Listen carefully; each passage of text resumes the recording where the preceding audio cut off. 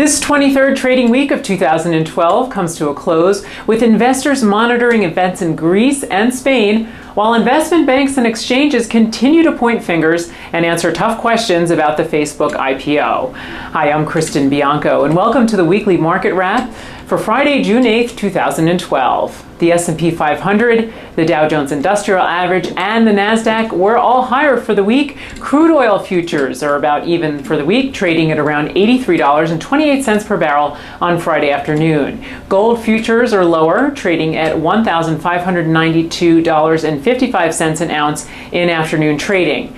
In notable economic news this week, the U.S. trade deficit narrowed in April as a drop in imports outweighed exports' first decline in 5 months, though the trade gap was wider than analysts expected.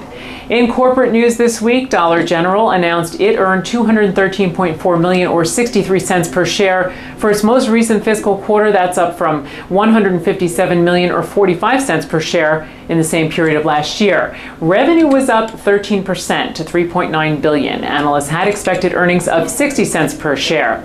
The company operates over 10,000 stores across the country, and that's up from 9,496 stores last year. Brown-Forman announced that net income fell by 37% versus the same period last year when the company realized a gain on its sale of Fetzer Vineyards. The company earned $104.5 million or 73 cents per share.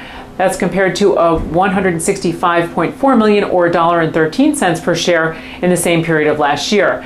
Analysts expected earnings of 76 cents per share. Revenue increased 1% to $801.3 million from $791.3 million, beating estimates of $769.6 million. Those shares are lower by 0.5%. Bob Evans Farms announced that fourth quarter earnings increased by 20% from the same period of last year. It earned $22 million or 76 cents per share in the 3 months ended April 27th.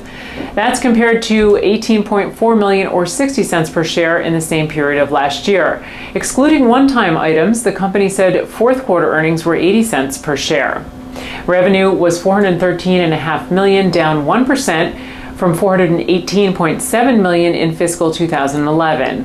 Analysts expected earnings of 74 cents per share on revenue of $421 million. And Taco Bell parent Yum Brands announced it will offer some new, more upscale menu items that may allow it to compete with other chains like Chipotle Mexican Grill. The new Doritos Locos Tacos introduced in March have been a huge hit, and sales have exceeded analyst estimates. Lululemon Athletica announced a profit in the quarter ended April 29th, rose to $46.6 million or 32 cents per share. That's up from $33.4 million or 23 cents per share in the same period of last year. Analysts expected a profit of 30 cents per share. The revenue increased by 53% to $285.7 million, up from $186.8 million. Analysts expected revenue of $274 million. Revenue in stores open at least a year increased by 25%. This is the weekly market wrap for Friday, June 8th, 2012. Please join us on Monday for the week ahead market report. For PassFail.com, I'm Kristin Bianco, taking you behind the ticker.